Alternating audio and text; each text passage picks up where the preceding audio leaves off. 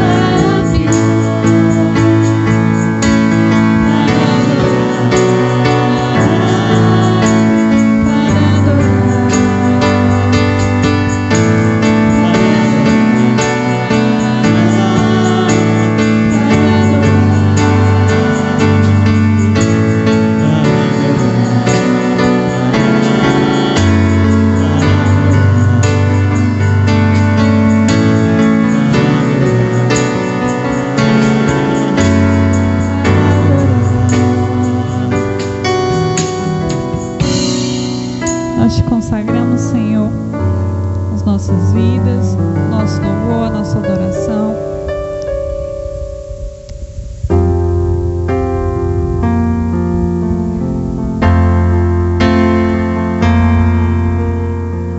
Minha vida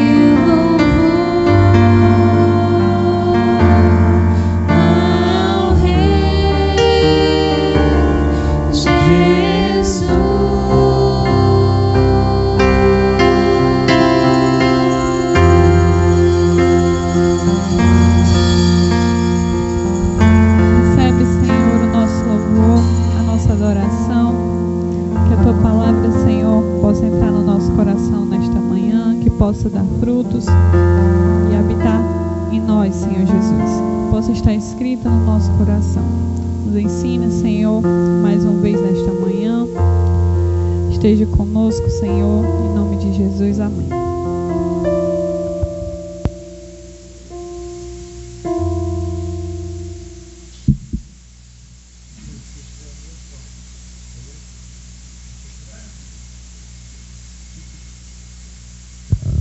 Amém. Vamos orar.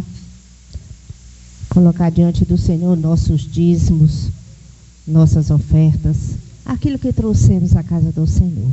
Somos gratos ao Senhor porque Ele é bom, porque Ele tem nos sustentado e temos o prazer de ver o seu reino se expandindo. Vamos consagrar ao Senhor.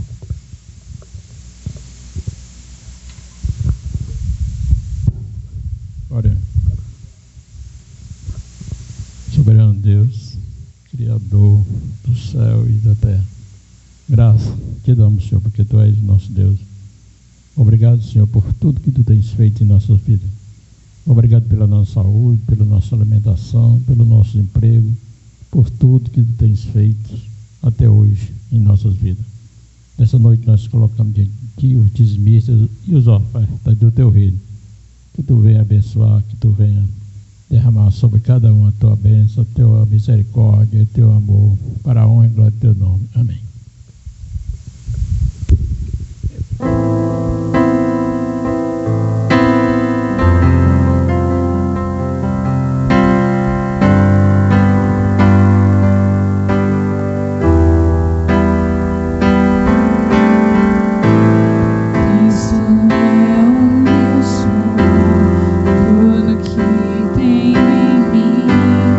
Razão de viver, a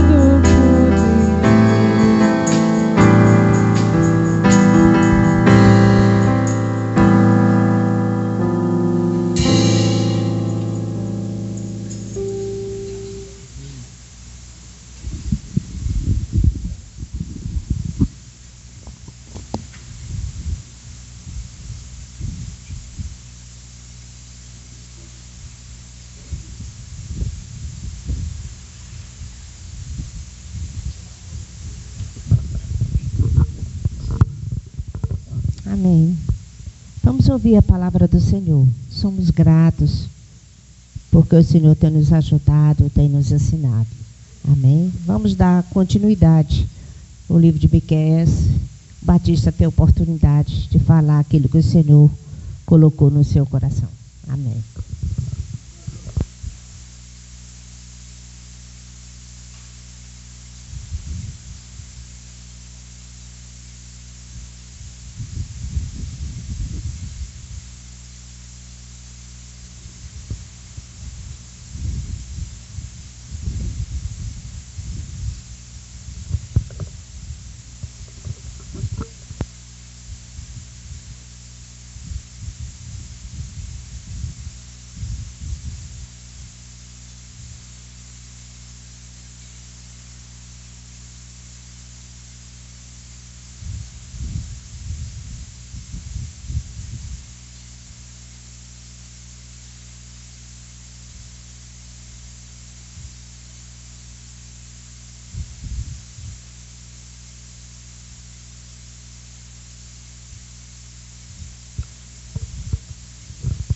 Glória a Deus. Pai do Senhor, irmãos.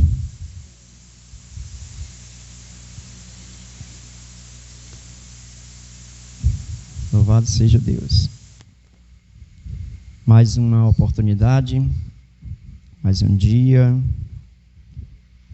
que Deus nos concede para estarmos juntos essa manhã, para adorar, para agradecer, para louvar, pedir perdão, pedir misericórdia, estar diante dele e esperar nele. Glória a Deus. Nós estamos lendo o livro de Miqueias já há alguns dias e estamos se aproximando aqui do final. Os irmãos já leram todo o livro ou estão acompanhando a leitura à medida que a gente está ministrando? Não precisa você responder, mas o desafio continua sendo ler o livro todo, para que a gente venha extrair as lições de uma maneira geral. Eu queria, antes de iniciar a leitura, e antes de fazer aqui algumas observações, queria fazer menção aqui para os irmãos o que está acontecendo em Jerusalém. Creio que vocês têm acompanhado, não sei se extensivamente, os acontecimentos por lá. Estão em guerra, está acontecendo ataques na faixa de Gaza, muito conhecida aí esse embate dos israelitas há algum tempo. Os irmãos sabem dessas notícias na televisão. Tem um salmo que diz: orem pela paz em Israel, que lá é a cidade da paz, né? E que só vive em guerra. A gente sabe disso biblicamente, a gente sabe disso já há algum tempo. E eu queria convidar os irmãos a ficar em pé. Nós vamos fazer uma oração, esse primeiro momento, por gentileza. É um primeiro momento de...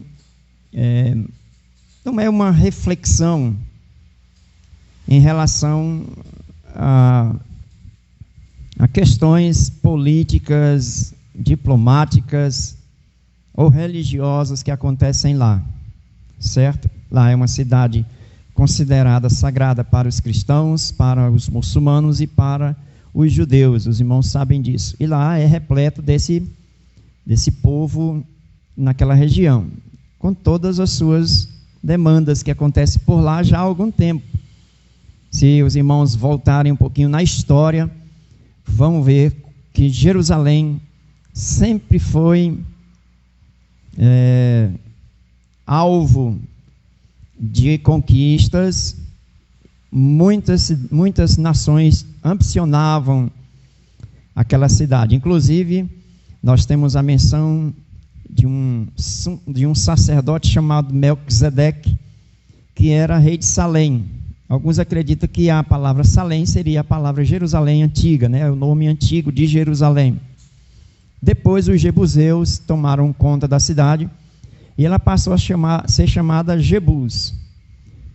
Na época de Davi, houve algumas invasões ali, e ele conquistou a cidade de Jerusalém, passou a ser chamada a cidade de Davi, né? E nós sabemos que o Messias, ele vai reinar em Jerusalém, pela Escritura, certo? E como o povo de Deus, o povo de Israel, e de lá veio o Senhor Jesus, a palavra então nos orienta a estarmos orando por eles, tá certo? Não estamos aqui para fazer uma divisão entre os que estão por lá nessa guerra. Estamos aqui para estar orando por todos, para que Deus venha trazer temor ao coração de todos e eles venham parar com isso aí e acalmar os ânimos, porque desdobramentos de guerra, irmãos, são sempre perdas, certo? E nós não queremos que o povo venha sofrer ali, já tem gente sofrendo, famílias de todos os lados. Vamos orar nesse momento. Os irmãos que estão em casa também podem fazer essa oração, se já não fizeram hoje, pela paz em Jerusalém. Senhor, em nome de Jesus, Tu que és o Deus, Criador dos céus e da terra, nós nesse momento, Senhor, em nome de Jesus, queremos nos aproximar de Ti, reconhecendo limites que está ao nosso redor, ao nosso alcance, reconhecendo as nossas fragilidades. Portanto, nós Te pedimos perdão, primeiro por nós. Perdoe os nossos pecados, Senhor, nesse momento. Limpa-nos com Teu sangue. Purifica-nos, ó Deus, com a Tua palavra. Nos lava, nos limpa, nos santifica pela presença do Espírito do Senhor. E nós queremos, Senhor, não pedir somente por nós, mas nesse momento, Senhor, de tantos acontecimentos, tanto em nossa nação, como em outras nações, nós rogamos ao Senhor a Tua misericórdia. Nós clamamos ao Senhor pelo Teu agir, pelo Teu cuidado, que a Tua mão forte, o Teu braço estendido, venha, ó Deus, a esses momentos, a essas pessoas, tanto aqui no Brasil, como principalmente agora em Jerusalém, a cidade santa, a cidade do Rei. Senhor, nós clamamos ao Senhor que haja temor de Deus no coração dessas pessoas e que venham parar esses ataques, ó Deus, e que eles venham, ó Deus, ali experimentar a paz que somente o Senhor pode dar, Senhor. Em nome de Jesus, derrama a Tua graça naquele lugar, a Tua misericórdia. Senhor, sê com as famílias, não deixa que a ira, o ódio venha a aumentar, mas venha, ó Deus, barrar esta ação. Em nome de Jesus, repreenda o inimigo, Senhor, que às vezes promovem essas coisas nas pessoas. Que o Senhor venha trazer a paz em Jerusalém, Senhor. É a nossa oração, nós clamamos a Ti, cremos que o Senhor pode fazer muito mais do que isso. E nós sabemos pela Tua palavra, Senhor, que esse povo do Senhor está sendo abençoado por Ti. E nós clamamos que o Senhor venha agir para que haja paz em Jerusalém, Senhor. Tenha misericórdia de todos e traz a Tua paz, Senhor, em nome de Jesus. Faz a Tua vontade naquele lugar. Nós oramos aqui, intercedendo, Pai, e já Te agradecemos pelo Teu agir, no nome de Jesus. Amém. Amém, irmãos. Obrigado, pode sentar. Continuem orando, viu? A gente tem chamado os irmãos, e nós também somos convocados a orar por conta das demandas do nosso tempo aqui, né? O que está acontecendo em relação à pandemia, em relação a outros assuntos, que não somente doenças, mas também desemprego. A gente tem visto algumas pessoas aí meio que desesperadas, e é triste isso. E não é só entre os pobres, não, em todas as camadas sociais. E nós precisamos continuar orando para que Deus tenha misericórdia de todos nós. Amém? Glória a Deus. Irmãos, vou dizer uma coisa aqui que eu já falei para vocês em outras reuniões, em outros momentos, que o livro de Miqueias tem essa dinâmica de ficar mudando de assunto. A gente está tratando um assunto num capítulo, aí quando vai no próprio capítulo, às vezes muda o assunto. Às vezes no outro capítulo o assunto já é um pouquinho diferente, E eu sempre chamo os irmãos a atenção para o livro todo por conta disso. E sempre lembrando o tempo do profeta, a pessoa do profeta Miqueias, quando ele está lá ministrando. Ele está tendo a vida dele normal. Não vamos pensar aqui, irmão, no profeta como uma pessoa velha, barbuda, e que só traz uma mensagem de Deus e vai-se embora.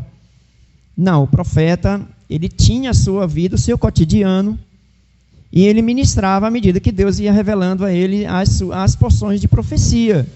Mas ele tinha uma vida diária, tá certo?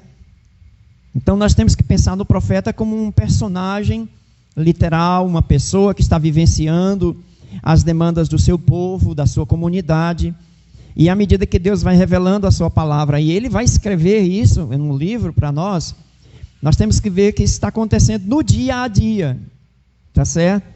E eu falei aqui para os irmãos que ele profetizou um período bem extenso, mais de 40 anos, tá certo? Pelos estudiosos dizem isso, e então essa mensagem ela vai se repetindo, Miqueias vai presenciando alguns acontecimentos e outros ele não vai participar.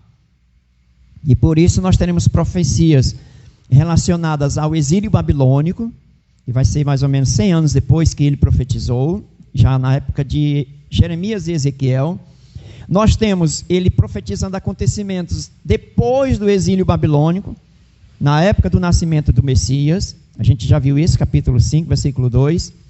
E ele também menciona o retorno do Messias, quando vai ter a volta de Jesus. E esses acontecimentos aí que nós estamos vivenciando hoje, faz parte dessa profecia de Miqueias, tá certo? Então, o Miqueias, ele tem essas aplicações para o seu público, que também estará vivenciando aquelas experiências, tanto do período assírio, os irmãos já viram aí a derrota de Samaria, as injustiças que aconteceram ali por conta de novos reis, de novos ricos aparecerem em Jerusalém, e as demandas que advêm disso quando eles conquistaram terras de maneira inapropriada, certo? A gente viu isso também.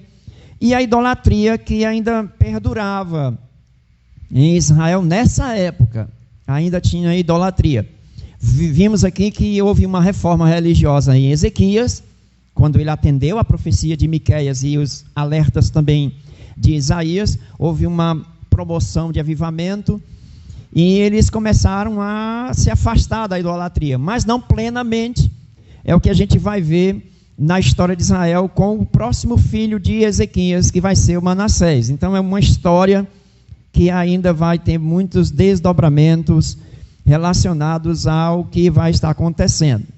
Quando nós mencionamos o capítulo 4 e 5, e a gente deu bem uma demorada nele, porque falava dessas questões escatológicos, no capítulo 6, aparentemente vai ter uma mudança, mas eu quero fazer aqui uma análise com os irmãos. É uma opinião minha, certo? É uma análise que eu vou estar fazendo também, estarei colocando minha opinião aqui, tá certo? Além da interpretação que a gente vai fazer, por conta do texto estar ligado no contexto geral do livro, tá certo? Eu não quero fazer exceções e separar os temas. Eu quero aqui dar continuidade ao capítulo 4 e 5, embora os estudiosos dizem que eles devem ser lidos juntos, mas como o que vai acontecer no capítulo 6 é uma continuidade do que Miqueias estava ministrando, eu queria chamar a atenção dos irmãos a alguns acontecimentos aqui. Vocês vão ver que a dinâmica do reino de Deus nesse livro tem muitas lições para nós, e eu tenho mostrado isso para os irmãos, espero que tenham acompanhado, e que também para o final, para o fim, apontando sempre para este fim, visto que os profetas tinham uma visão do fim diferente até da igreja, né? A igreja tem uma visão, e a igreja ela começou a desdobrar algumas correntes e linhas de pensamento, e alguns aplicam de uma maneira, outros de outra, relacionada ao reino de Deus, e envolvendo o arrebatamento da igreja, a grande tribulação e o milênio. Então nós temos aí várias escolas de interpretação, mas eu não quero aqui me deter às escolas de interpretação, eu quero me deter ao texto e nessa sequência que a gente está fazendo. Espero que os irmãos me acompanhem aí e fiquem atentos a algumas observações que farei no capítulo 6 aqui inicialmente. Certo? E vou dizer uma palavrinha aqui que os irmãos talvez já ouviram. Na Bíblia nós temos sempre textos, quando a gente separa assim uma passagem que está falando do mesmo assunto, tem uma porção de versículos que fala aquele assunto e de repente muda o assunto. Nós temos isso em toda a Bíblia e os estudiosos chamam isso de pericope ou perícope, né, que é uma porção que você extrai da Escritura, tira ali as lições, faz aplicações e depois você faz isso num outro texto. Por exemplo, se você quer fazer uma perícope, né, do Pai Nosso, você vai lá no capítulo 6 de Mateus e lá está todo um texto, certo, falando sobre oração. Então você vai lá, estuda aquele assunto, falando de oração. Lá não está falando de arrebatamento da igreja, não está falando da justificação, lá está falando de oração. Você vai lá, faz seu estudo, e assim você pode fazer com várias porções da Bíblia. O que a gente vai fazer aqui, nessa primeira parte do capítulo 6, é como se fosse um quadro sendo pintado por Miqueias, e que nós estaremos extraindo as lições necessárias aqui para nós. Eles lá ouviram e aprenderam. E nós estaremos aqui também ouvindo. E espero que todos venham tirar aí a sua lição, aprender, porque as aplicações que eu vou apresentar não são únicas.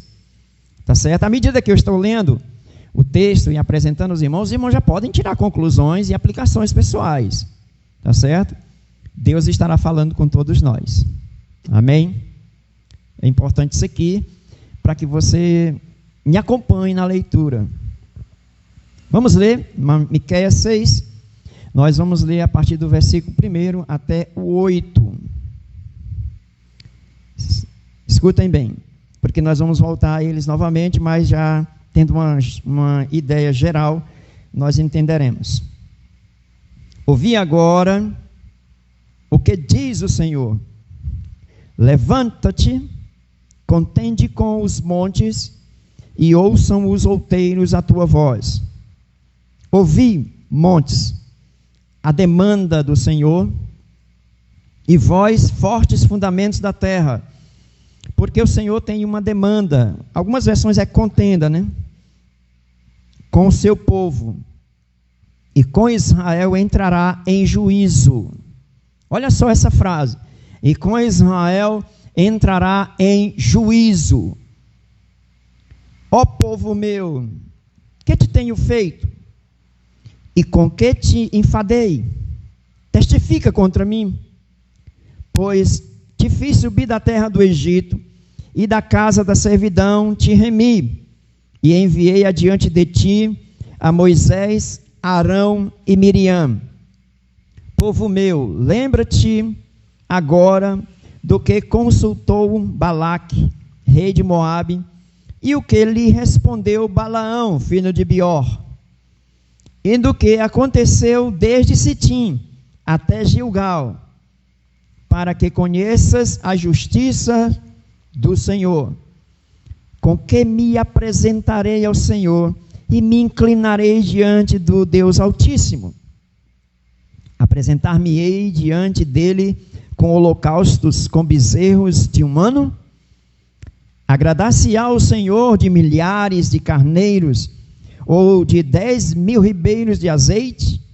Darei o meu primogênito pela minha transgressão, o fruto do meu ventre pelo pecado da minha alma?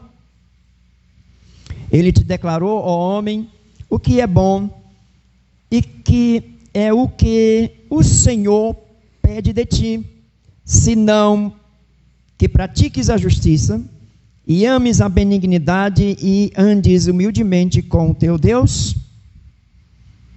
Amém. Estive orando quase que fazendo as pausas necessárias, não sei se vocês perceberam, certo? Fazendo as pausas necessárias, porque o quadro pintado aqui, irmãos, é o de um julgamento, é um tribunal. Quinta retrasada, o Bruno tocou nesse assunto aqui na igreja. Quem estava aqui, eu até fiquei ali rindo um pouquinho, né? Eu já tinha feito algumas análises do texto que eu ia falar, e ele falou muitas coisas que eu não vou repetir, porque os irmãos viram como é. Talvez eu vou tocar aqui e você dizer, ele falou isso mesmo. A irmã Janice, no domingo passado, em Efésios, pincelou algumas ideias aqui do apóstolo Paulo sobre a posição da igreja nas regiões celestiais. Guarde isso aí, tá certo? Que é importante nesse contexto, por incrível que pareça, né? E quinta-feira o Bruno foi e concluiu a mensagem de hoje, né? Ele foi e falou novamente o assunto. Eu até brinquei com o Gabriel ali, falei com os irmãos, olha, eu não estarei pescando do Bruno. Eu já tinha feito metade da reflexão, já estava pronta, né? Só faltavam algumas conclusões. Mas, porque, irmãos, a Bíblia tem essa dinâmica mesmo, é um assunto só. É o plano de Deus, é o reino de Deus, é o povo de Deus, certo? Então, o assunto é um só. Às vezes, a gente fica setorizando, sabe, passagens bíblicas de preferências. Isso não é bom. Tem gente, por exemplo, que quando vai tocar em alguns assuntos bíblicos, alguns pregadores só falam aquele tipo de assunto. Se for sobre a família, fala só sobre a família, família, tudo é família. E que está certo falar e a gente estudar sobre a família. Tem gente que fala só sobre crianças, e tudo é criança, e está certo, hoje devemos cuidar das crianças. Alguns outros só falam de demônios, tudo enquanto é expulsar demônio, parece que demônio é o assunto principal. E alguns outros só falam da volta de Jesus, tudo enquanto é volta de Jesus, é escatologia, é apocalipse. E isso não é bom, irmãos, para o andamento de uma igreja no sentido comunidade local, certo? Devemos desenvolver toda a Escritura. Paulo diz que ele não deixou de falar para as igrejas que ele presenciou, que ele estava ali fundando, ensinando. Ele disse que deu a eles todo o conselho de Deus.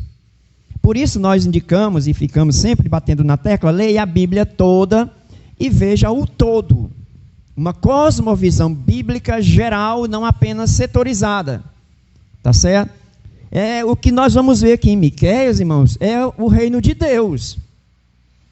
No reino de Deus, nós temos o povo de Deus, nós temos a vinda do Messias, nós temos esse rei e Messias reinando, e nós temos um julgamento final, e que nós vemos aqui em miniatura, vou chamar assim. Nós temos aqui o juízo final em miniatura. Claro que eu estou lendo só uma porção do capítulo, e quando a gente vai ler o restante, nós temos alguns outros desdobramentos aí, que eu não quero mencionar hoje. Mas tenhamos sempre em mente o assunto como um todo, certo? Para o profeta Miqueias. É como se fosse a visão de reino de Deus que ele tem no momento. E o que ele tinha disponível? Ele não tem preparado ali o livro de Isaías. Ele não tem preparado ali o livro de Jeremias. Ele não tem o livro de Ezequiel. Não tem a experiência de Daniel. O que ele tem é a Torá e os escritos de Juízes, e principalmente que vai ser utilizado, que é a referência a Josué. Alguns falam que o conhecimento de Israel na época dos profetas é como se fosse um hexateuco, né? Nós temos o Pentateuco até Deuteronômio, mas incluindo o livro de Josué, que eles já tinham. Então esse conhecimento, essa compreensão dos judeus era muito comum, natural para eles. Então a linguagem do Miqueias, como é para o povo de Israel, o seu povo, é uma linguagem bem peculiar dos judeus. Nós temos aqui, no início do livro, nós falamos que nós temos poesia nesse livro. A poesia hebraica não é igual a que nós temos como conhecimento, tá certo? Você desfruta mais dos salmos, mas mesmo assim, quando a gente está lendo os salmos, parece que há uma mudança repentina de personagem, tá certo? E isso é comum no Antigo Testamento. Amém? Glória a Deus. É isso aí. Espero que vocês estejam me entendendo. Essa dinâmica aí. Essa perícope, né, que eu falei, essa porção, certo? Nós estaremos analisando aqui, e eu queria muita atenção dos irmãos. O meu assunto hoje é julgamento divino. E quem sou eu para falar do julgamento de Deus? Se eu estou na cadeira dos réus. Então nós estamos aqui numa situação parecida a Israel, no sentido de ficar calado. Vocês vão ver que a gente fica assim meio que sem jeito no juízo de Deus. Porque o juízo de Deus é justo e nós somos injustos. Se nós não queremos nos colocar aqui, não quero que os irmãos se coloquem como superiores a Israel, porque é a igreja, certo? E nem inferiores aos gentios, que não conhecem a Deus. Por favor, vamos fazer um equilíbrio. Espero que Deus nos ajude nesta reflexão. Amém? Glória a Deus. Eu vou ficar sempre chamando a atenção dos irmãos, porque isso ajuda a gente fazer aqui uma análise desse texto. Tá certo? O assunto aqui é de um tribunal, esteja ciente. Vou falar aqui algumas coisas nesse sentido jurídico, biblicamente, né? Não tenho um conhecimento jurídico como advogado, um promotor, juiz, etc., mas eu vou estar só analisando o texto bíblico.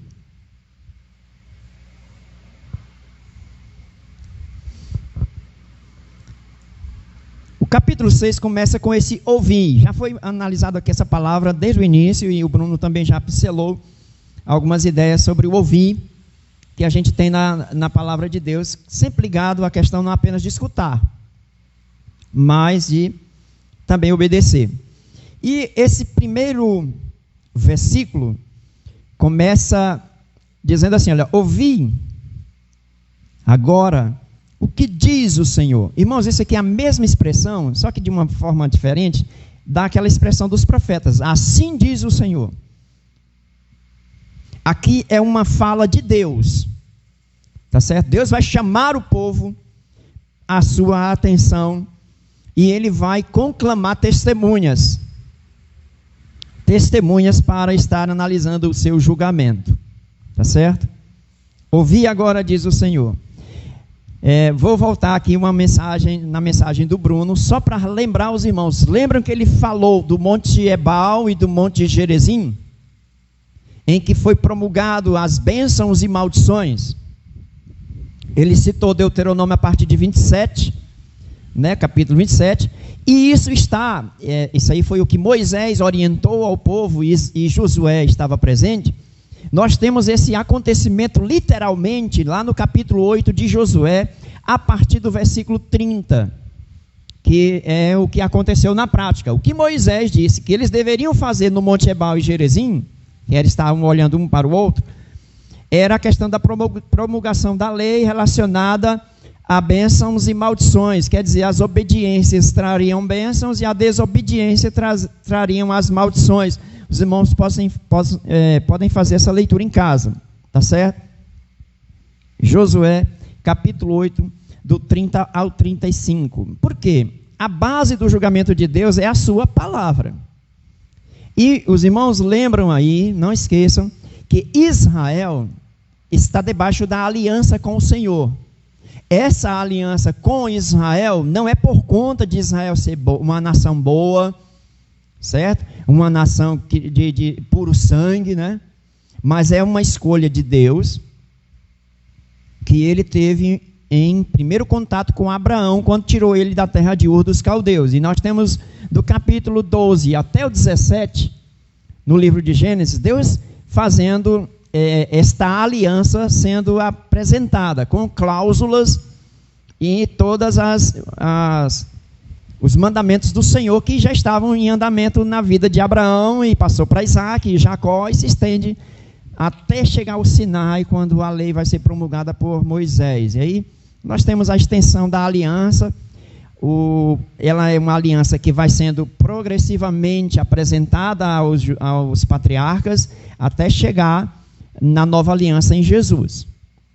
Então nós temos uma revelação progressiva do reino de Deus e a apresentação da aliança. Esta aliança tem seus direitos e deveres.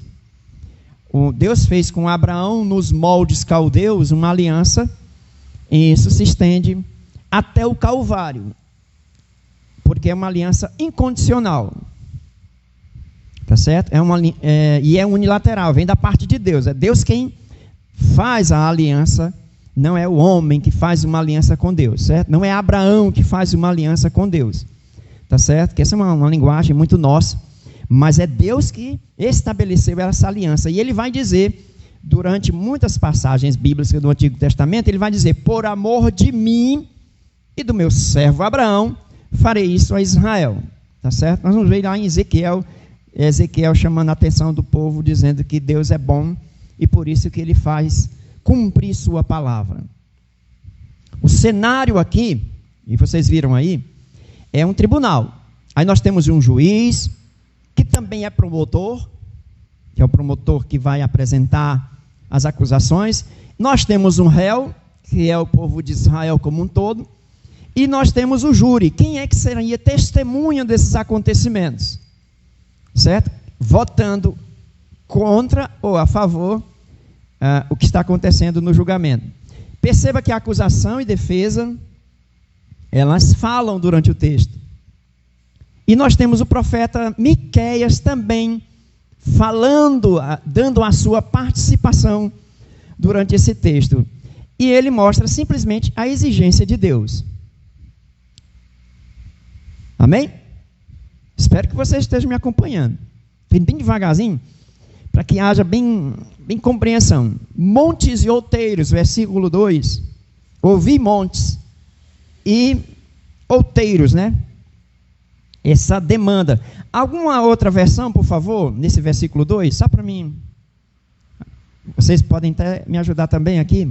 O versículo 2, como é na versão dos irmãos? Montanhas alicerces, né? Pronto. Aí o que é que Deus tem contra eles? Na minha versão é uma demanda do Senhor. Acusação. Está vendo? O promotor de acusação, certo? Tem outra versão? Controvérsia, queixa. Essas palavras aí, irmãos, é linguagem de tribunal, viu? A gente, às vezes, quando se senta para conversar da palavra de Deus e de vez em quando não tem uma controvérsia, um debate, um assunto que se torna com várias opiniões ali. Essa controvérsia, irmãos, na Bíblia, ela sempre acontece. De Deus com seu povo. E de nós conosco mesmo. Tanto a comunidade como o pessoal, né? Eu tenho uma queixa contra mim mesmo, né? Que é a passagem de Paulo: examine o homem a si mesmo. Você está fazendo um juízo de valor de você mesmo, certo? Isso é tribunal, isso é a gente analisando como é que a gente está. Tá certo?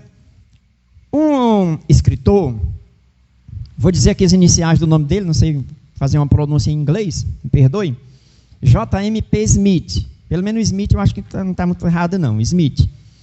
Ele observa o seguinte, com relação a esse versículo 2, que tanto a parte inanimada quanto a parte animada, falando de coisas que não se movem, como montes e montanhas e árvores, e pessoas e animais, da terra, na doutrina profética, segundo a opinião deles, tem interesse no que Deus faz.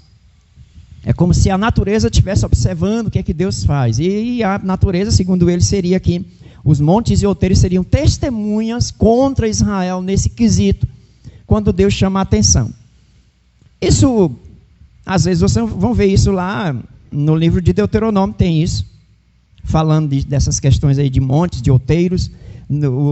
Citamos agora há pouco o Monte Ebal e Gerizim como testemunha do que aconteceria. Em outra ocasião diz que pedras podem servir de testemunha. Vocês vão ver passagens assim. Isaías 1:2 também parece indicar isso. Só que nesse texto aqui nós não andaremos nessa direção. Tá certo? Eu vi um outro comentário, eu achei mais interessante. E nós vamos citar aqui uma passagem de Ezequiel para ajudar a compreender quem é esses montes e outeiros aqui. Só que tem um midrash hebraico, que interpreta, irmãos, os montes como os pais, certo? E os outeiros como as mães. É um midrash hebraico, né? Uma forma deles interpretar. Midrash é um comentário bíblico de judeu, certo? É um comentário curto de Judeu. Mas eu queria abrir com vocês em Ezequiel. Volte um pouquinho. Capítulo 6, dessa maneira que nós estaremos analisando. Eu vi mais coerência aqui. E é isso que eu estarei apresentando para os irmãos. Falei essa outra observações, porque você pode, talvez, encontrar algum livro comentando isso dessa maneira. Capítulo 6 de Ezequiel. Apenas 5 versículos, vamos do 2 ao 7. Gostaria de fazer essa leitura.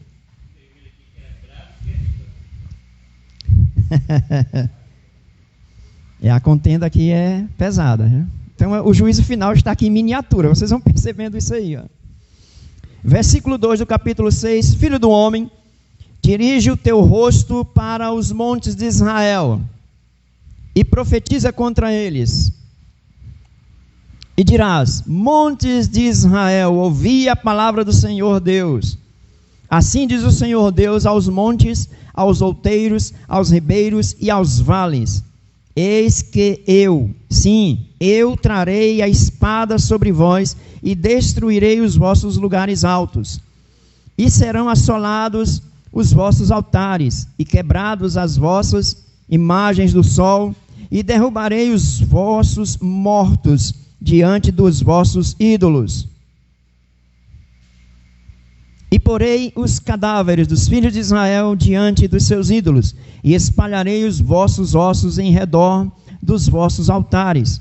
Em todos os vossos lugares habitáveis, as cidades serão destruídas, e os lugares altos assolados, para que os vossos altares sejam destruídos e assolados, e os vossos ídolos se quebrem e se acabem, as vossas imagens sejam cortadas e desfeitas as vossas obras.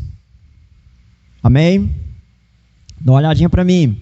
Os montes e outeiros e vales aqui são apenas representações das pessoas que estarão recebendo o julgamento. Deus não vai derrubar o monte e matar o monte. Em Israel, eles sofrerão juízo e eles morrerão literalmente. É severo aqui essa palavra, possivelmente, e Ezequiel, ele só fez continuar a profecia de Miqueias mais adiante, porque na época dele é que o exílio está acontecendo. Literalmente, irmãos, vai haver guerra em Jerusalém, conforme Miqueias previu, e vai haver toda essa destruição. Isso faz parte do julgamento de Deus para aquele momento, certo? Para aquele momento. Nós fizemos uma oração inicial aqui, eu espero que você compreenda a oração, porque lá ainda será alvo de uma guerra severa. Oramos para que Deus tenha misericórdia, mas as profecias, e tem já muito rabino lá em Israel, eles estão com aquela mesma mentalidade do primeiro século. O Messias está às portas. Irmãos, olha, nunca se falou do Messias em Israel durante essas 3 décadas que nós estamos vivendo. Certo? 3 décadas, o nome de Jesus, por exemplo, nem era mencionado muito em Jerusalém. Mas judeus messiânicos têm difundido muito a ideia do Yeshua, de Jesus. Muitos judeus já se convertendo. Certo? Por isso existe um grupo hoje chamado de judeus messiânicos. E os judeus ortodoxos, eles também estão nessa iminência aí da chegada do Messias. Eles estão sempre falando isso aí. Vocês vão ver muito noticiário aí com relação a isso, tá bom? Mas no nosso caso aqui, o Ezequiel está presente no exílio e ele faz essa declaração por conta dos... A gente falou no começo do livro, capítulo 1, o Bruno citou quinta passada, sobre os montes e outeiros e que Deus estaria descendo para julgar o povo em relação à idolatria, que era muito pertinente. E Deus estaria destruindo. Em Ezequias isso parcialmente acontece, mas como nós vamos ver mais adiante, nós vimos isso no finalzinho do capítulo 5, que eles estavam retornando à idolatria. E, infelizmente, textualmente, quer dizer para os irmãos, que depois da morte de Ezequias, a idolatria retorna em Israel. Por isso Ezequiel vai frisar novamente esse assunto. E aí vocês têm que ler principalmente os livros dos reis, 2 Reis E você pode também achar em Crônicas a história do filho de Ezequias, como ele foi igual ao avô dele, o Acaz, infelizmente. Tá certo? Então, tenham em mente que o julgamento é para as pessoas. Tá bom? E Deus, ele é, nesse caso, um promotor que faz as suas condenações aqui. Ele apresenta as demandas aqui do povo. Ele vai julgar, mas ele é também um promotor que chama o pessoal para se defender. Ele vai dar voz de defesa aqui. Controvérsia. Qual é a ideia de controvérsia aqui? Não é ficar disputando, fazendo debate para brigar, não, viu, irmãos? Não é esse a intenção de Deus. A controvérsia de Deus na Bíblia é uma disputa. E a ideia aqui é quando você chama as partes para um acerto. Lembramos da aliança do Senhor com Israel. Amém? Lembre disso. Então Israel está em desobediência à aliança, Deus está chamando para um acerto de contas. A contenda de Deus com Israel não é para destruição. É tanto que a gente vai ver no versículo 3, o tom muda.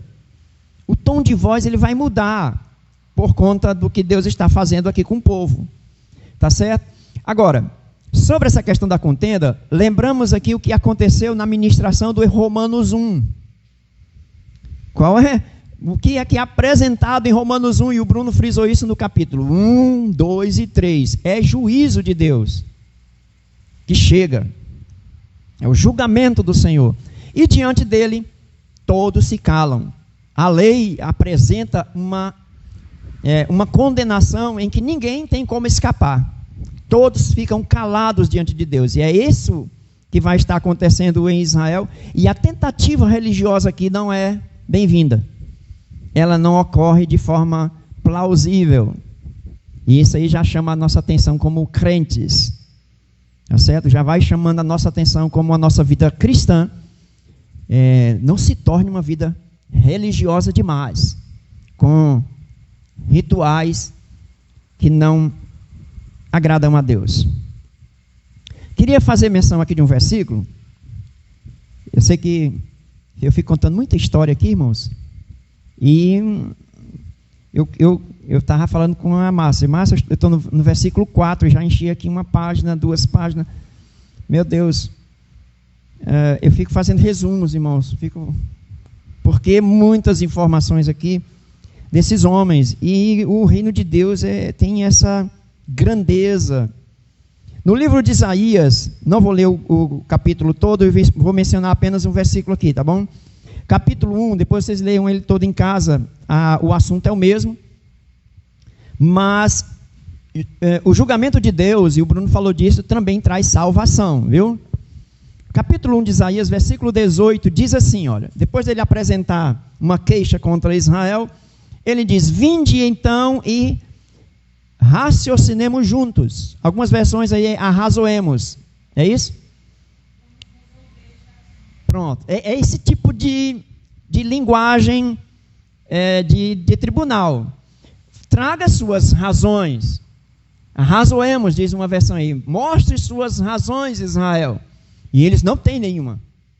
Mas Deus, no mesmo versículo que chama o povo, ele apresenta a solução. Versículo 18 que eu estou observando aí, ó. Ainda que os vossos pecados sejam como a escarlata, eles se tornarão branco como a neve. Ainda que sejam vermelhos como o carmesim, se tornarão como a branca lã. Amém? Então, o que é que a gente percebe aqui no versículo? Percebe um Deus que chama o povo para um julgamento, mas ele dosa com misericórdia. A misericórdia de Deus, ela aparece durante o julgamento. Porque se não for a misericórdia do Senhor, nós já seríamos consumidos. Está dando para entender? Amém. Vamos voltar para Miqueias. Esses profetas, irmãos, são extraordinários. Quero incentivar os irmãos a ler todos os livros proféticos aí, principalmente porque nós estaremos tocando em alguns assuntos relacionados à volta de Jesus e nós estaremos extraindo daqui, não do livro de Apocalipse. Também falaremos no livro de Apocalipse alguns assuntos relacionados a eles, né? Entenderam a palavra discórdia aí? Ou disputa, ou controvérsia? É essa ideia de trazer as partes para um ajuste de contas ali.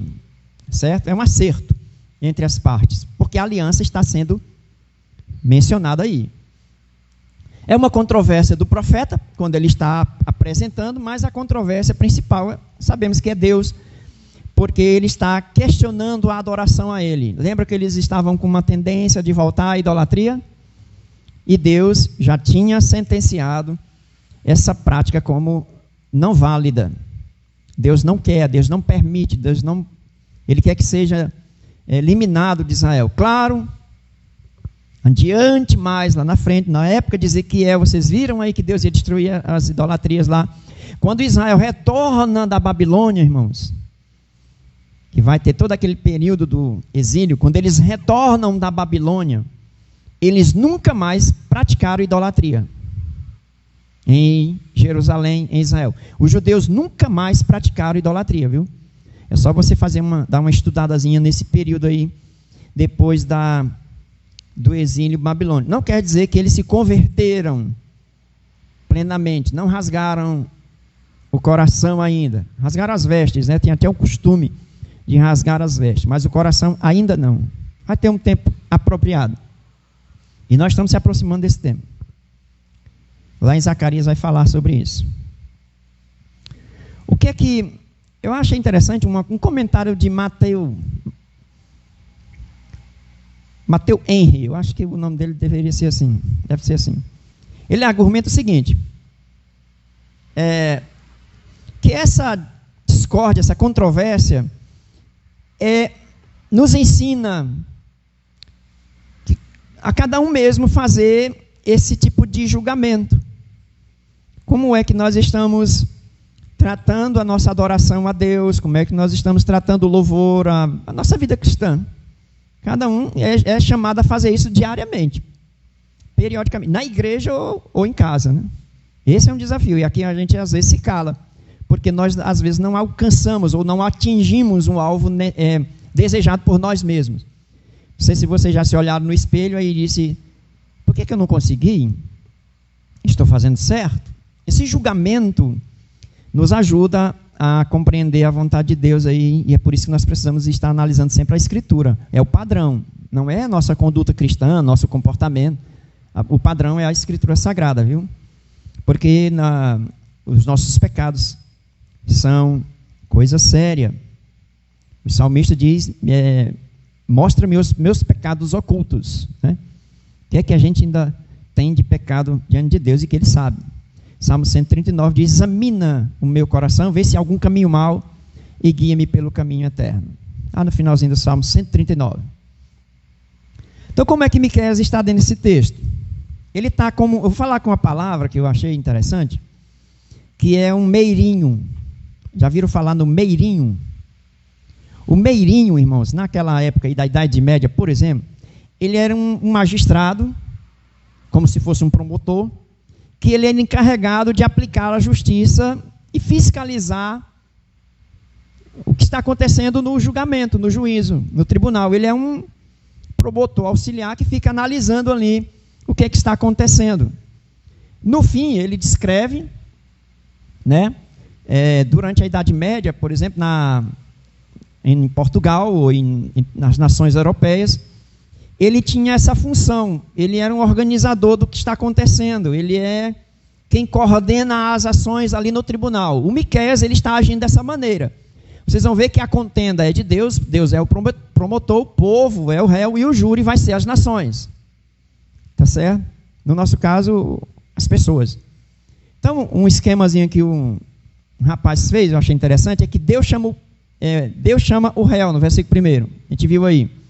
No versículo 2, Miqueias vai estar instruindo o povo.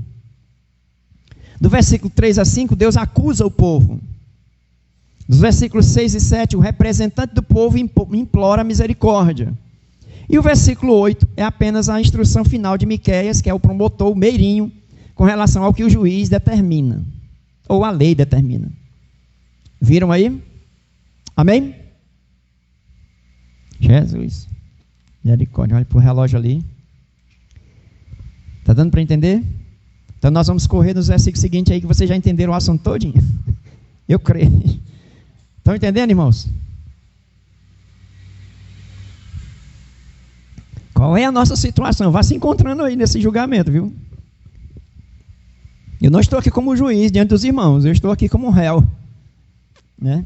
Pedindo também a misericórdia de Deus. E Ele já teve misericórdia de nós, né? O versículo 3, eu disse que o tom muda. Por quê? Como é que começa na versão dos irmãos? Versículo 3. Na minha aqui diz assim: ó povo meu. É assim? Irmãos, essa forma de falar aí, ó povo meu, é Deus já demonstrando misericórdia, viu? Ele não chamou o povo de insubordinados, rebeldes e tudo mais, embora fossem. Ele diz, ó povo meu. Essa linguagem aí já demonstra a misericórdia de Deus presente. Tá certo? Isso lembra Moisés. Lá em Deuteronômio, capítulo 4, 34, 35, que diz assim, olha como Deus se apresenta para o povo, olha a forma como Deus vai chegando. Ou se já houve um Deus que tentou ir tomar para si um povo do meio de outro povo, com provas, com sinais, com milagres, com lutas, com mão poderosa, com braço estendido e com feitos espantosos, segundo tudo que o Senhor, seu Deus, fez por vocês no Egito, como vocês viram com os seus próprios olhos. Isso foi mostrado a vocês para que soubessem que o Senhor é Deus, nenhum outro há além dele. E aí Moisés está tratando dessa presença de Deus, do livramento de Deus, da comunhão com Deus, da direção de Deus nos primeiros capítulos de Deuteronômio. É só você ver lá. Deus tira o povo, e essa expressão, Bruno até falou também, que faz essa questão de tirou o povo do Egito com braço forte, isso vai estar muito presente. Deus estará sempre trazendo a lembrança, esse episódio. A gente vai ver isso aqui. Sempre estará Deus falando, que te tirei da terra da servidão, que te livrei com braço forte. Isso mostra que a salvação de Deus é algo de Deus. Para nós, é Deus executando a ação. É Ele que faz. E isso já nos ajuda, irmãos, a estar confiando nele, que Ele é nosso Deus Salvador. Nós não nos salvamos, Ele nos salva de nós mesmos, do mundo, do pecado, do diabo e da morte. Amém? É Ele que nos salva. Jonas já falou isso, do Senhor vem a salvação, pertence a salvação. Glória a Deus. E a gente vai ver isso nos versículos 4 e 5, certo? Aqui do Miqueias, quando ele chama o povo meu, certo? E ele vai fazer essa análise de misericórdia. A gente vai ver o desdobramento aí nos versículos seguintes. Só que o seguinte, o tom aqui do versículo 3, irmãos, parece mais um pai por conta da misericórdia do que um promotor. Isso volta depois. Esse julgamento de Deus, Deus tem essa maneira de fazer o seu julgamento. Nós temos isso aqui agora no momento, mas ele age com misericórdia. Tá certo? E o tom parece mais de um pai do que um promotor de justiça aqui. Mas o povo de Israel agia com ingratidão. Acredito que a irmã Jani já falou isso aqui. A ingratidão de Israel afastava eles da comunhão plena com Deus. Deus faz, e nós temos que tomar cuidado com isso. Eu tenho que tomar cuidado com isso. Porque Deus, irmãos, é fiel a nós. E nós precisamos agradecer a Ele todo dia. O povo de Israel, eles têm um costume, embora tão assim, difícil de entender o povo de Israel, mas eles têm uma prática. Todas as coisas que eles vão fazer, como se alimentar, por exemplo, eles agradecem a Deus. Eles têm esses valores aí, tá certo? Mas eles agiram com ingratidão. E o versículo 3, Deus chama o seguinte, testifica contra mim, Israel. Ele termina dizendo, olha, testifica, ele chama a atenção do povo. A linguagem volta a ser de julgamento. Testifica contra mim. A palavra aí, em hebraico, aná, o termo é jurídico. É como se fosse assim, ó, declarar o sentido de acusar. Vocês têm alguma coisa para me acusar? Deus faz esse chamado para o povo. Testifiquem contra mim. Tem alguma declaração que vocês têm contra mim? Lembramos que nós lemos aí o Isaías primeiro, né? Agora vamos ler aí o Isaías 5. Porque são contemporâneos, o assunto é bem similar aqui, bem sinônimo. Muito parecido e às vezes com a maneira do profeta falar. Capítulo 5 de Isaías, versículos 1 a 4, eu queria ler isso aqui para vocês, ó. Agora cantarei... É poesia, viu, irmão? É uma poesia profética, né? Agora cantarei ao meu amado um cântico do meu querido a respeito da sua vinha. O meu amado tem uma vinha num outeiro fértil, e cercou-a, e limpou, e limpando-a das pedras, plantou-a de excelentes vides, e edificou no meio dela uma torre, e também construiu nela um lagar, e esperava que desse uvas boas, porém deu uvas bravas. Agora, pois, ó moradores de Jerusalém e homens de Judá, julgai, vos peço, entre mim e a minha vinha. Que mais se pode fazer a minha vinha que eu lhe não tenha feito? Porque, esperando eu que desse uvas boas, veio a dar uvas bravas. Agora, pois, vos farei saber o que eu hei de fazer à minha vinha. Tirarei a sua sebe para que sirva de pasto, derrubarei a sua parede para que seja pisada. O julgamento está em ação, mas ele no versículo 4 chama a atenção do povo de Israel. O que podia mais fazer que ele não fez? O que faltou da parte de Deus? Mostra, Israel, o que Deus não foi pleno, não foi completo. E eles não tinham como falar nada, nem aqui e nem lá no texto de Miqueias. O que vai acontecer com o povo então, irmãos? Silêncio total. Já se lembraram do versículo de Romanos que o Bruno falou na quinta-feira passada? O que o povo, quando receber a sentença de Deus, fala diante de Deus? A lei foi dita. O que o povo faz diante de Deus? Estão lembrados?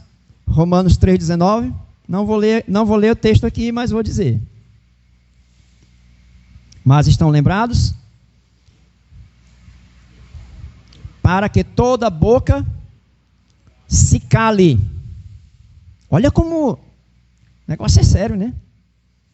Nós não estamos, irmão, diante de um tribunal humano, é linguagem de tribunal, mas o juiz aqui é o justo juiz de toda a terra. Então eu não tenho nem como ficar falando muito aqui. Misericórdia, irmãos, orem por mim. Porque diante dele nós nos calamos. E nós aqui somos então dependentes totalmente da misericórdia dele. E já vou dizer uma frase aqui de um pastor que eu vi e nunca me esqueci. Vou dizer aqui depois. Então o povo fica em silêncio. Aí começa o versículo 4. Deus faz um resumo da história, né? Claro que aí é da conquista de Jerusalém, da terra, né? Certo? Fiz subir da terra do Egito. Os profetas vão sempre usar isso aí. Tá certo? O tom aqui de promotoria retorna. Ele sai daquele tom de pai de misericórdia, chama o povo para contender com ele, não há nenhuma palavra da parte do povo, por enquanto. Então Deus começa a retornar aqui, mostrando uma espécie de mini história de Israel, contando em resumo o que foi que ele fez. Porque quando ele libertou o povo do Egito, e eles vieram em caminhada pelo deserto para adentrar na terra prometida, certo? Ele providenciou 3 personagens que são citados aqui. Claro que eu não quero que os irmãos entendam perfeição nos personagens, mas a provisão de Deus para a condução do povo, certo? Não é mencionado Josué aqui, porque vai se tornar capitão mais tarde, mas Deus traz o povo de Israel e providencia 3 coisas que Israel precisa, 3 pessoas que estarão representando a ele no momento. Não existiam os salmos ainda. E nós sabemos que a Miriam, depois que atravessaram o Mar Vermelho, ela fez um cântico e profetizou.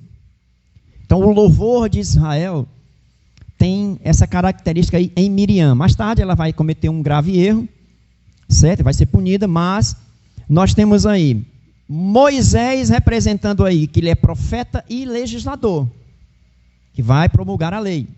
Nós temos Arão, que é o sacerdote, o intermediador, e com toda aquela lição sobre os levitas. E Miriam representando a parte do louvor. Então o culto a Deus estava completo. Tá certo? Mais tarde eles vão entrar em guerra e Josué entra em cena, que não é o caso do Miqueias aqui, ele mencionou. Só que ele tem em mente isso aí. Por quê? Lembra que eu falei do Hexateuco? Miqueias sabe do livro de Josué. Então como é que você vai ver isso? Leia Josué capítulo 1 a 5, todinho. Capítulo 1 até o 5. Vai ver o que é que está acontecendo. Eles estarão tendo uma nova circuncisão, por conta daqueles que não eram circuncidados, vai ter a celebração da Páscoa, vai ter a travessia do Jordão, vai ter aquela coluna de pedras lá com o seu significado, vai ter toda uma preparação primeiro do povo de Israel, para poder eles entrarem nas conquistas propriamente dita. Tá certo? Então nós temos isso aí tudo lá em Josué, capítulo 1 a 5. Leia lá que você vai entender. E Deus, então, mostrando essa história de Israel, mostra o seu cuidado. Deus apenas não salvou Israel com o braço forte do Egito. É o que ele quer dizer. Ele cuidou de Israel. E ele providenciou todo o necessário. Não faltou nada. Irmãos, Deus não deixa faltar nada para nós. Certo? Os ateus não compreendem isso. Como é que você diz que é abençoado por Deus e continua às vezes do mesmo jeito? Não parece que a gente está do mesmo jeito? Mas a gente diz que é abençoado por Deus. Porque a nossa experiência particular, pessoal, ela acontece em segredo, em mistério. Nós temos o nosso particular com Deus e ninguém participa disso. Todavia, nós também temos como comunidade, como igreja. E aí onde nós aprendemos juntos a palavra de Deus e podemos desfrutar do reino de Deus aqui. E olhe como é importante a gente estar presente. Não sei vocês, eu vejo que é melhor. Não sou contra nós fazermos nossas reuniões aí online, certo? Tem gente até assistindo a gente, mas presencial, irmãos, é bem melhor. Eu me sinto mais à vontade até, certo? Me sinto mais à vontade com os irmãos, porque a gente chora junto, a gente ora junto, a gente compartilha as nossas demandas juntos. Estamos caminhando como companheiros, não como disputadores, estamos disputando posições, não, estamos caminhando na jornada juntos. Amém? Aprendendo junto uns com os outros. Isso é bom. Desfruta isso aí que você vai ver como é bom. Portanto, a gente já vai, eu acredito que a irmã vai convidar nós aqui para vir orar na igreja. Já estão liberando aí a gente vai aproveitar, né? Aproveitar. Lembra-te agora, versículo 5. O versículo 4, os irmãos entenderam essa posição aí com relação à provisão de Deus, né? Aí o versículo 5 e 6 é que Deus vai apresentar a questão da saída de Sitim, certo? Com aquela profecia de Balaão, já bem mais adiante. E tudo que vai desdobrando até a conquista da terra, nos capítulos de Josué que eu falei para vocês, certo? Por quê? Porque Deus está chamando para eles se lembrarem. Lembre-se. Deus chama eles para a lembrança aí no início do versículo 5, e ele vai fazer isso também no versículo 6, certo? Versículo 5 e 6. E no finalzinho do 5, ele diz, para que conheças a justiça do Senhor. Lembrando que a nossa linguagem aqui é bem jurídica, né? As justiças do Senhor. Quando fala para a gente lembrar e conhecer, irmãos, fala de gratidão aí, viu? Deus abençoou, nós temos o relato aí de Israel. E o que Israel deveria fazer? Agradecer a Deus, ser grato e não idólatra. E não desobedecendo e fazendo injustiças. A justiça de Deus sendo evocada aqui vai bem de encontro às injustiças que estavam acontecendo lá em Israel, em Jerusalém, com relação aos novos ricos e aquilo que a gente tratou no capítulo 2 e 3. Tá certo? E ele vai falar dos acontecimentos. No versículo 6 e 7, você pode ver isso junto, é o pessoal que vai apresentar a defesa, né? Lá naquele esquemazinho que eu falei, o povo vai implorar misericórdia, só que eles vão fazer de uma maneira religiosa. Observem aí. Com que me apresentarei? Com que me apresentarei ao Senhor e me inclinarei diante do Deus Altíssimo? Aí ele vai mencionar aí a questão de ofertas. Quero chamar a atenção dos irmãos o seguinte: quem faz geralmente isso diante de Deus pelo povo é o rei. Alguns sugerem que o personagem aqui em destaque seria Ezequias, que é o rei vigente. Mas lembram que eles tinham passado por um momento de reforma religiosa? A vida espiritual de Jerusalém, por conta da reforma, não estava bem. Eles estavam retornando a práticas condenáveis e Deus está apresentando aqui o seu julgamento. Tá certo? Ezequias foi poupado, e inclusive ele adoeceu e orou a Deus, e Deus ainda poupou mais uma vez. Mas quando eles se apresentam diante de Deus com sacrifícios, ofertas, e é mencionado aqui nos versículos 6 e 7,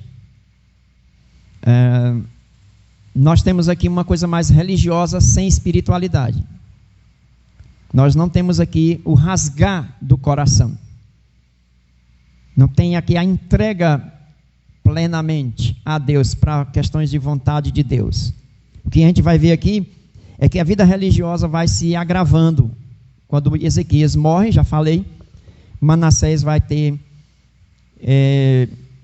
uma inclinação muito forte para a idolatria. E bem aí no versículo 7, olha o que ele diz aí, uma coisa que Deus condena, Deus não quer. Finalzinho do versículo 7, darei o meu primogênito pela minha transgressão, darei o meu primogênito, sacrifício de criança, irmãos. Quem fez isso foi Acás. Quem vai fazer isso não é Ezequias, mas o Manassés vai fazer.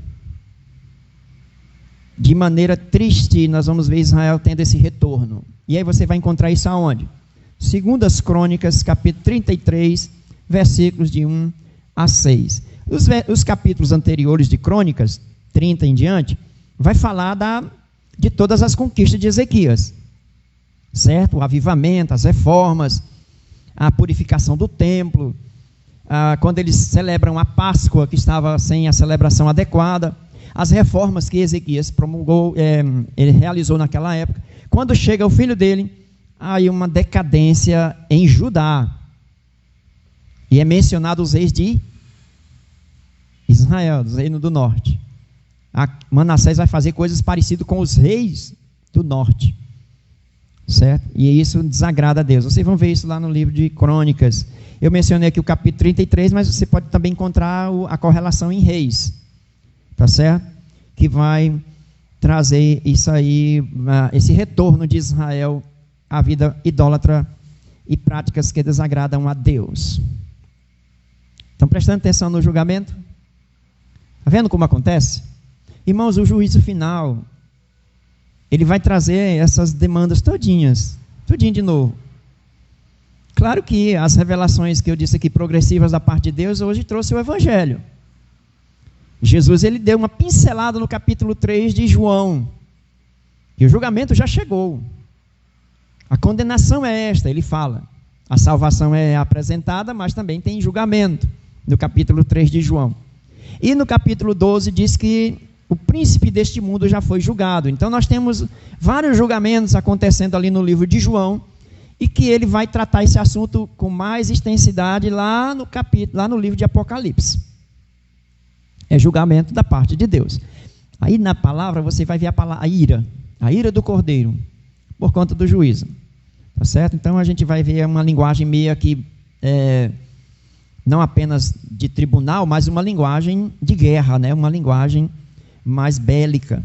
Quando aparece lá Jesus vindo com autoridade julgar a terra e tomar posse da terra, entregar para os mansos que herdarão a terra.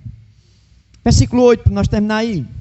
Meu Deus, eu nem olhei para ali, passou 5 minutos, 10 minutos, perdão, irmão, mas eu tenho que terminar aqui. Versículo 8, o que o Senhor requer de ti? Né? Versículo 8, o que o Senhor requer? Aí é a fala do Miqueias, é o meirinho, né? Que está organizando ali. O que o Senhor quer, ó homem? Ele diz, ele te declarou, ó homem, o que é bom. E o que o Senhor pede de ti, senão que pratiques a justiça e ames a benignidade e andes humildemente com o teu Deus. A palavra que vai aparecer aí para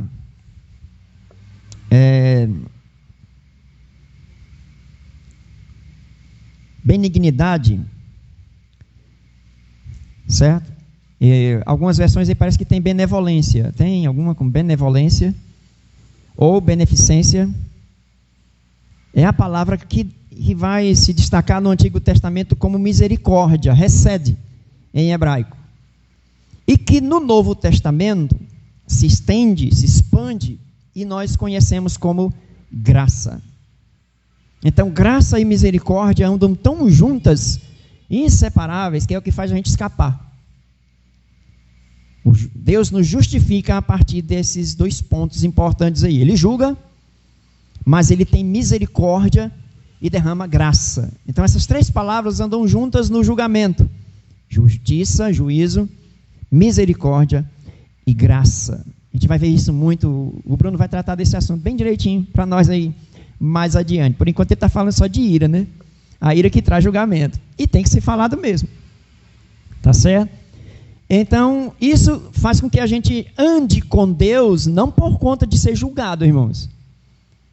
A graça nos leva a um amor a Deus, certo? E isso é que vai fazer a gente ter uma vida cristã saudável. E a luta de cada um para manter isso aí. Vou aplicar aqui esses textos aqui para nós. Versículo 1 e 2. Bem rapidinho, ó. Nós somos culpados diante de Deus, tá certo? Somos culpados, Bruno já mostrou isso para nós em Romanos, somos culpados diante de Deus e precisamos de sua misericórdia. Quando eu estou dizendo isso, espero que os irmãos me entendam, nós somos igreja, tá? Já passamos pelo processo da justificação e a gente está só tratando esse assunto para que a gente tome alguns cuidados e possa até falar com outras pessoas do assunto de maneira coerente e bíblica.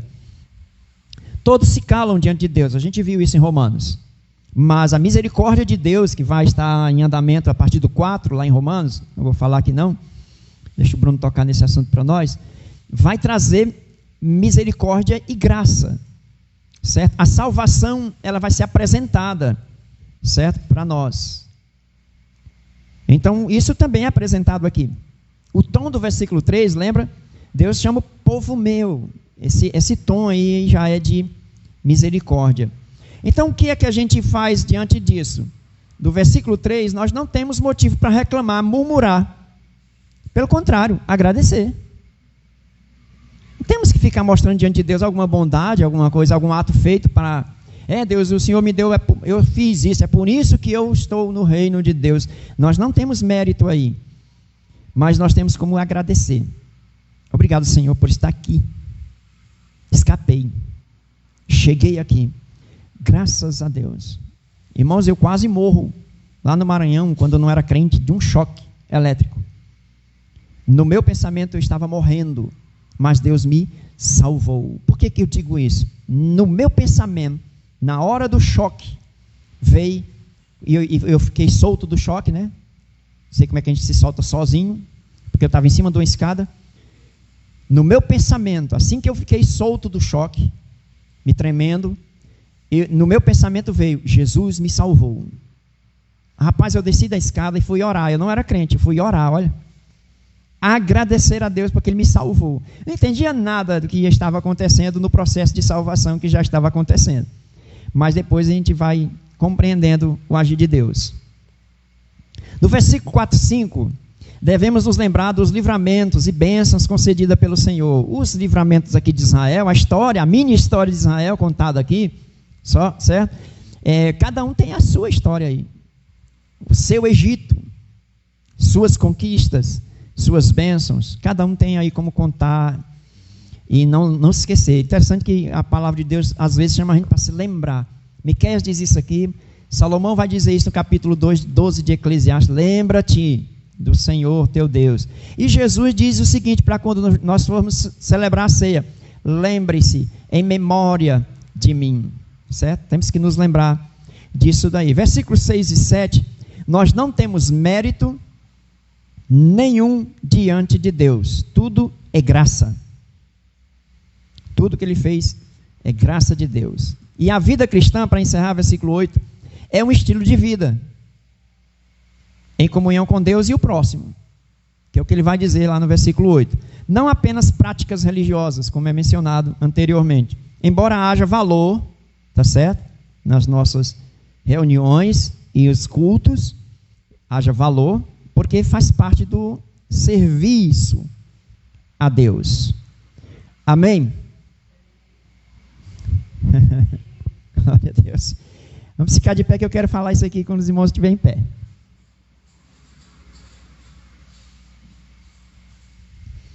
Pastor Ricardo Barbosa, eu acho que ele é de Brasília, né?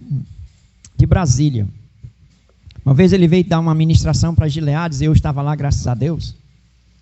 E ele falou uma coisa interessante sobre justiça, misericórdia e graça. Espero que vocês me entendam aqui, era bom se tivesse como mostrar, mas ele diz o seguinte, na justiça de Deus, escute bem, na justiça de Deus, se ele for aplicar a justiça dele, nós recebemos o que merecemos.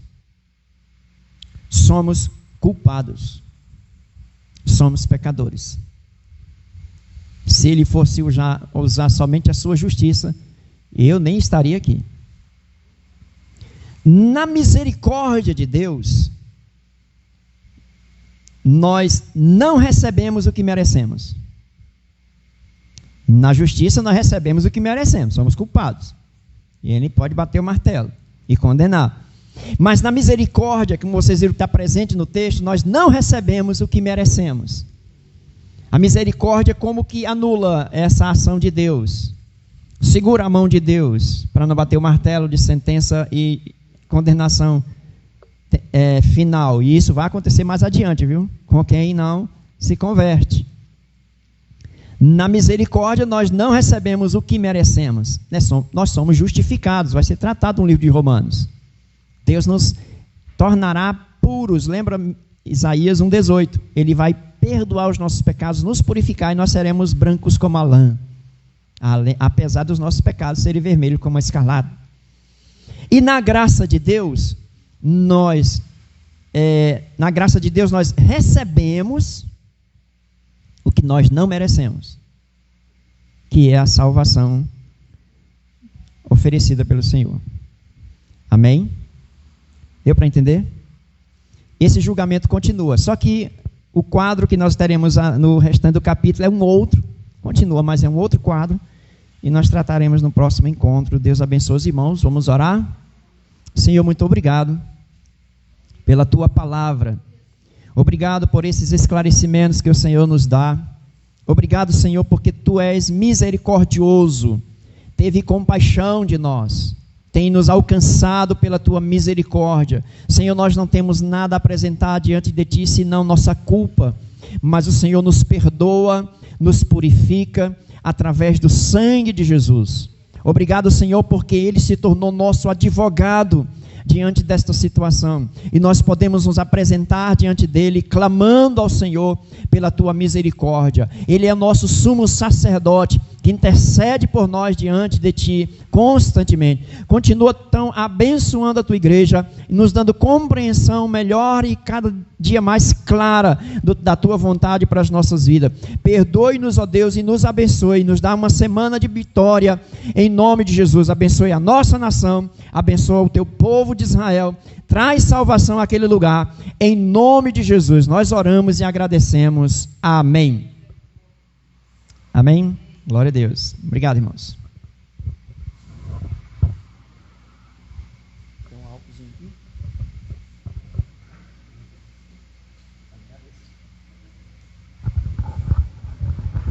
Irmãos, terça-feira vamos fazer nosso culto presencial, hoje oração, às 19h30. 19h30, porque volta o horário normal. Amém? Agora, quanto ao culto de domingo, eu gostaria que quinta-feira os irmãos estivessem todos aqui para a escola bíblica. Depois da escola bíblica, a gente faz a reunião para estabelecer a questão do culto de domingo. Alguns irmãos me procuraram e disseram que gostaram muito do culto pela manhã. A gente precisa definir isso. E a questão de horário também. Amém? Se vai ficar pela manhã ou se nós vamos voltar para a noite. Amém? Vamos orar, né? Agradecer a Deus. Levante a sua mão para o céu. Que a graça do Senhor Jesus, o amor do Pai, o seu Espírito Santo, repouse sobre todos nós, toda a igreja, hoje e sempre. Amém. Deus abençoe em nome de Jesus. Amém. Terça e quinta, 19h30. Amém.